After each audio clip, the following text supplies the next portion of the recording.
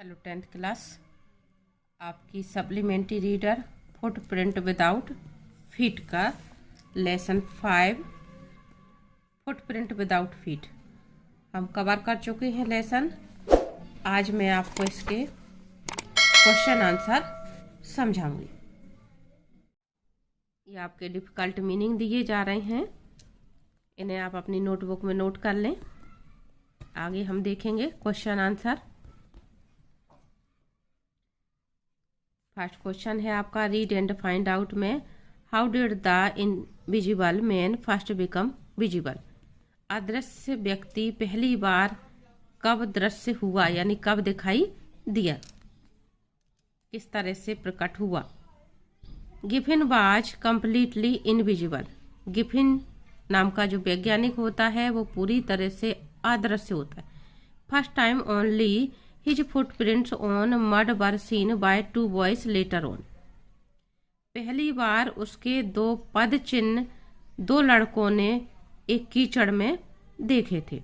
He was visible to the assistants of the London store where he was caught sleeping fully dressed. और वह visible कब हुआ, कब दिखाई दिया। लंदन के एक स्टोर के असिस्टेंट ने उसको फुल कपड़ों में देखा जब वो रात के समय अपने आप को गर्म करने के लिए वहीं पे सो जाता है। सेकंड क्वेश्चन है, why was he wandering the streets. वह सड़कों पर क्यों घूम रहा था। Giffen was a lawless man. Giffen जो व्यक्ति था वो लॉलेस मैन था, यानी नियमों को, कानूनों को ना मानने वाला। His landlord disliked him and wanted to get rid of him.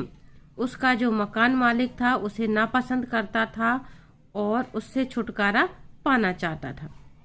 Get rid of का मतलब होता है छुटकारा पाना। To take revenge, revenge यानी बदला लेना। To take revenge he had set fire to the house.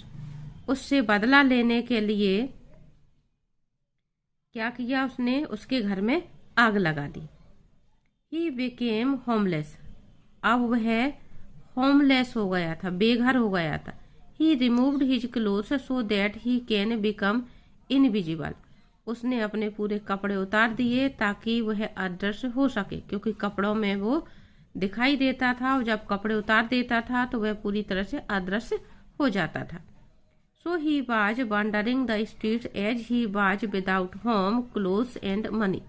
इसलिए अब वह सड़क पर घूम रहा था क्योंकि वह बिना घर के, बिना कपड़ों के और बिना पैसों के था। नेक्स्ट क्वेश्चन है, रीड एंड फाइंड आउट में why does Mrs Hall find the scientist eccentric. Eccentric यानी सनकी। मिसेज हॉल को जो वैज्ञानिक था वो सनकी क्यों लगता है। There are few reasons. इसके बहुत सारे कारण हैं। इस तरह से पॉइंट में आपको आंसर याद करना थोड़ा सा आसान रहता है। फर्स्ट है, he is coming to in winters. उसका होटल में या सराय में सर्दियों में आना, क्योंकि वो ऐसी जगह पे जाता है जहां पर कोई भी सर्दियों में ऐसे होटलों पर, ऐसी जगह पर नहीं जाता। His strange appearance. और उसका जो वेशभूषा होता है देखने में बड़ा अजीब लगता है, क्योंकि वो दाढ़ी मूछ वगैरह सब नकली लगा करके अपना अजीब तरीके का वेशभूषा बना लेता है। तो दूसरा कारण ये था, हिज स्ट्रेंज अपीयरेंस। थर्ड है, his unwillingness to talk to anybody. तीसरा कारण है कि वो किसी भी व्यक्ति से बातचीत नहीं करना चाहता था। फोर्थ है, his coming for isolation to Iping. Iping में इस तरह से अकेले आना, एकांत में आना। वो एकांत ढूंढ रहा होता है ताकि वो किसी से बातचीत ना कर सके, कोई उसको देख ना सके, कोई पकड़ ना सके। तो चौथा कारण ये होता है। All these reasons made Mrs Hall consider him as the eccentric scientist. इन सभी कारणों से मिसेज हॉल को जो वैज्ञानिक है वो सनकी लगता है। नेक्स्ट क्वेश्चन है, what curious episode occur in the study. Study कमरे में क्या विचित्र घटना घटी। One morning the priest and his wife goat up hearing noises from the study. एक सुबह पादरी और उसकी पत्नी स्टडी रूम में तेज आवाजें आती सुन करके उठ गए। दे heard the chink of money being taken from the desk, और उन्हें डेस्क में से पैसे निकालने की खनक सुनाई दे रही थी। दे लुक्ड एवरीवेयर, उन्होंने हर जगह देखा। इसको मैंने थोड़ा छोटा किया है। But there was no one, उन्होंने सब जगह देखा लेकिन वहां उन्हें कोई भी नजर नहीं आया। But the desk had been opened and money had been taken out, लेकिन डेस्क जो है वो खोला गया था और उसमें से पैसे जो थे वो निकाल लिए गए थे। इट वाज अ मिस्ट्री, और ये एक रहस्य था कि जब कोई दिख नहीं रहा है तो पैसे कैसे गायब हो गए। मिस्ट्री यानी रहस्य। What other extraordinary things happen at the inn? सराय में या होटल में कौन सी अद्भुत घटनाएं, अजीब घटनाएं, असाधारण घटनाएं होने लगी। Many extraordinary things happened in the inn which are as follow. बहुत सारी अजीब घटनाएं घटित हो रही थीं जो निम्नलिखित हैं। Number 1, Mrs Hall found Griffin's door open, the room was empty. Mrs Hall ने ये पाया कि गिफिन का जो डोर है, दरवाजा है, वो खुला हुआ है और रूम खाली है, क्योंकि वो हमेशा गेट बंद रखता था, कभी भी ओपन नहीं रखता था। लेकिन उस दिन उन्हें ओपन मिलता है और रूम में कोई भी नहीं होता। नेक्स्ट है, she heard sniff close to her ear. वह अपने कान के पास छींकने की आवाज सुनती हैं लेकिन कोई दिखाई नहीं देता। The head on the bed post left out and dashed on Mrs Hall's face. जो हेड होता है वो बेड के पास से उछल करके मिसेज हॉल के ऊपर चेहरे पर लगता है। द चेयर स्टार्टेड मूविंग, और जो चेयर रखी होती है वो अचानक घूमने लग जाती है। All got furious thinking that the room was haunted by the spirits. इन सब बातों से वहां पर जो भी लोग होते हैं वो बुरी तरह से घबरा जाते हैं, डर जाते हैं और ये सोचने लगते हैं कि रूम में किसी आत्मा का निवास है। नेक्स्ट क्वेश्चन है आपका, Giffen was rather a lawless person comment. Giffen कैसे एक लॉलेस पर्सन होता है, स्वेच्छाचारी इंसान होता है, आपको टिप्पणी करना है। It is rightly said that Giffen was a lawless person. ये सही कहा गया है कि गिफिन एक नियम न मानने वाला इंसान होता है। He set fire to his landlord's house. वह अपने मकान मालिक के घर को आग लगा देता है। He took the clothes without money. वह बिना पैसे दिए हुए कपड़े चुरा लेता है। He hit a shopkeeper and stole his money. वह एक दुकानदार को मार देता है, वहां से भी पैसे चुरा लेता है। He stole money from the clergyman's house. और क्लर्जीमैन के घर से भी वह, पादरी के घर से भी वह पैसे चुरा लेता है। He hit Mrs Hall. He also struck Mrs Jeffers the constable on duty. वह मिसेज हॉल को भी चोट पहुंचाता है और जो मिस्टर जाफर होते हैं, जो पुलिस कांस्टेबल होते हैं अपनी ड्यूटी पर, उन्हें भी वह मार देता है। तो ये सब जो बातें हैं, all this instant support the inference that Giffen was a lawless person. Next question है आपका, how would you assess Griffin as a scientist. आप ग्रिफिन का एक वैज्ञानिक के रूप में किस तरह से मूल्यांकन करेंगे। After lot of experiments Griffin was successful in how to make human body invisible transparent. बहुत सारे प्रयोगों के बाद, परीक्षणों के बाद ग्रिफिन इस बात में सफल हो जाता है कि वो मानव शरीर को किस तरह से अदृश्य करे या ट्रांसपेरेंट करे, पारदर्शी बनाए। This was a great achievement, ये एक बहुत बड़ी उपलब्धि होती है। But he was not a true scientist, लेकिन वह एक सच्चा वैज्ञानिक नहीं होता। A true scientist uses his invention for the benefits of the humanity, एक सच्चा वैज्ञानिक अपने आविष्कारों को मानवता के लाभ के लिए प्रयोग करता है। He never causes trouble to them, वह उनका प्रयोग लोगों को परेशान करने के लिए नहीं करता।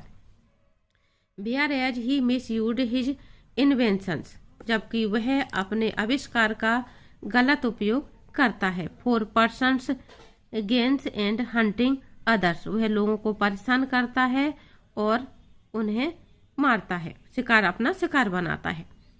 ही was brilliant no doubt but not a good human being, वह एक ब्रिलियंट व्यक्ति है, अद्भुत प्रतिभा है उसमें, लेकिन इंसान के तौर पे वह एक अच्छा इंसान नहीं है। आगे क्वेश्चन है आपके, talk about it.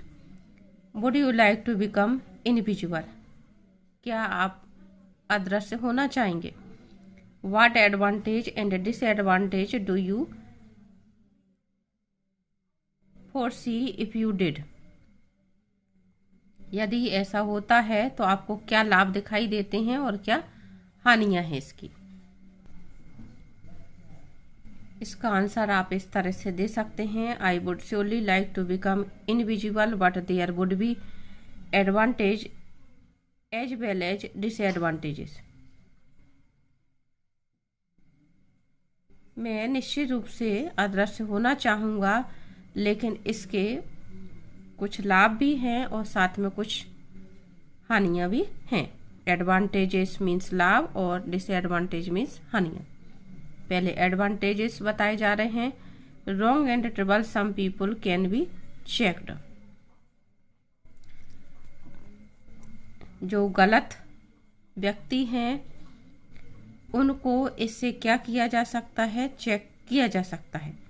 Evil things can be checked, साथ में जो समाज में बुराइयां हैं, बुरे काम हैं, उनको भी चेक किया जा सकता है। और तीसरा है ट्रेचरी और cheating would be found out, साथ में जो लोग धोखा देते हैं, इस तरह से किसी को भी धोखेबाजी वगैरह करते हैं, तो ऐसे लोगों को भी पकड़ा जा सकता है।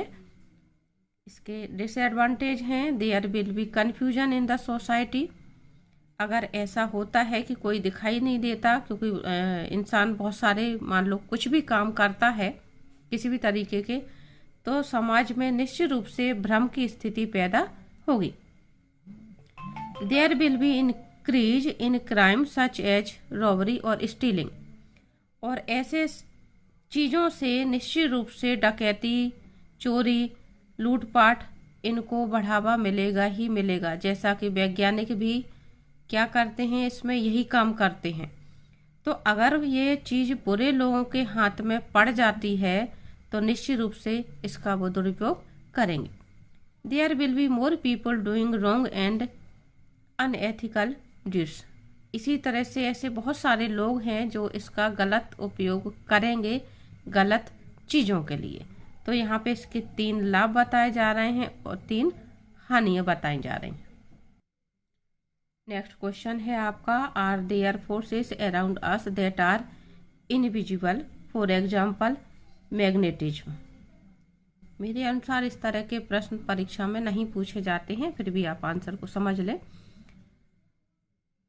क्या हमारे आसपास ऐसे पदार्थ हैं, ऐसी शक्तियां हैं जो कि अदृश्य हैं, जैसे कि चुंबकत्व? Are there aspects of matter that are invisible और not visible to the naked eyes, क्या पदार्थ के क्या ऐसे पदार्थ अदृश्य हैं जो हमें नंगी आंखों से दिखाई नहीं देते हैं? What would be the world be like if you could see such forces or such aspects of matter? जो चीज़ें हमें नग्न आंखों से दिखाई नहीं देती हैं, या पृथ्वी पर जो चीज़ें अदृश्य हैं, ऐसी शक्तियाँ जो अदृश्य हैं, यदि हमें वो दिखाई देने लगे ऐसे पदार्थ, ऐसी वस्तुएं, ऐसी शक्तियां, तो ये दुनिया कैसी होगी? आंसर है आपका yes, definitely there are many forces around us. निश्चित रूप से हमारे आसपास ऐसी बहुत सारी चीजें हैं, बहुत सारी शक्तियां हैं जो अदृश्य हैं। That are invisible like magnetism, gravity and different types of energies. जो चीजें अदृश्य हैं उनमें जैसे चुंबकत्व है, गुरुत्वाकर्षण है, और इसी तरह से कई तरह की ऊर्जाएं हैं। I feel like life is simple as long as we don't know much. मेरे अनुसार जो जीवन है वो सिंपल होगा। I feel life is simple. साथ में ही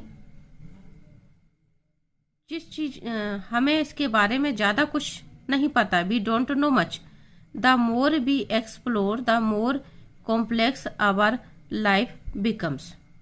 अभी जब हम इनके बारे में ज्यादा कुछ नहीं जानते हैं तो हमारा जीवन सिंपल है, लेकिन जैसे जैसे हम इसके बारे में ज्यादा जानते जाएंगे हमारा जीवन कठिन होता जाएगा। It is rightly said, science is good servant but a bad master. इसीलिए ये सत्य कहा गया है कि विज्ञान एक अच्छा नौकर है लेकिन एक बुरा मालिक है। यानी हम विज्ञान की उन्नति के द्वारा जैसे इन चीजों के बारे में जानते जाएंगे वैसे ही हमारे लिए मुश्किल बढ़ती जाती है। The world would be a horrible deadly place if we see what is invisible. The price of this would be at the cost of humanity. दुनिया हमारे लिए बड़ी डरावनी हो जाएगी यदि हम इन अदृश्य शक्तियों को देखना प्रारंभ कर देंगे। तो यदि हमें ये अदृश्य चीजें दिखाई देने लगी, और इसकी जो कीमत होगी वो ये होगी कि हम मानवता को खो देंगे। लास्ट क्वेश्चन है आपका, व्हाट मेक्स ग्लास और वाटर ट्रांसपेरेंट। कांच या पानी को पारदर्शक कौन बनाता है? What is the scientific explanation for this. इसके लिए आपका वैज्ञानिक तर्क क्या होगा, वैज्ञानिक व्याख्या क्या होगी? Do you think it would be a scientifically possible for a man to become invisible और ट्रांसपेरेंट। आपको क्या लगता है, क्या ये वैज्ञानिक रूप से संभव है कि कोई व्यक्ति अदृश्य हो जाए या पारदर्शी हो जाए? Keep in mind that writers of science fictions have been often turn out to be prophetic in their imagination.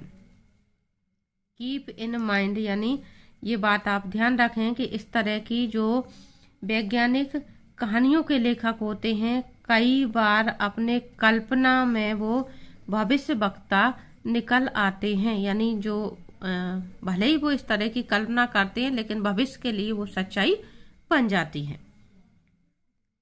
Answer है आपका, it is difficult to make a solid thing disappear. ये बहुत मुश्किल बात है कि किसी ठोस चीज को, सॉलिड यहाँ पे ठोस चीज को अदृश्य बना दिया जाए। I can never think that it can be possible scientifically for a man to become invisible. मेरे अनुसार वैज्ञानिक रूप से ये संभव नहीं है कि इंसान को अदृश्य बनाया जा सकता है। If this happens it would be a different world all together. यदि ऐसा होता है तो दुनिया बिल्कुल अलग होगी। We know lot of changes take place in 50 और 100 ईयर्स। हमें ये बात मालूम है कि 50 से 100 सालों के बीच में बहुत सारे परिवर्तन होंगे।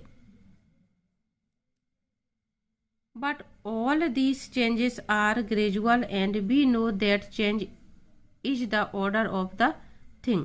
लेकिन ये जो परिवर्तन होंगे वो ये बहुत धीमे धीमे होंगे।